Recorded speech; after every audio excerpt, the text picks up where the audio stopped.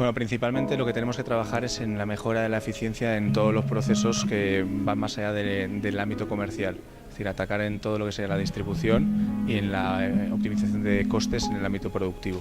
Para ello tenemos que trabajar mucho en la visibilidad, en la estabilización, en la estandarización de procesos y en la optimización de todo aquello que va relacionado con la cadena de suministro.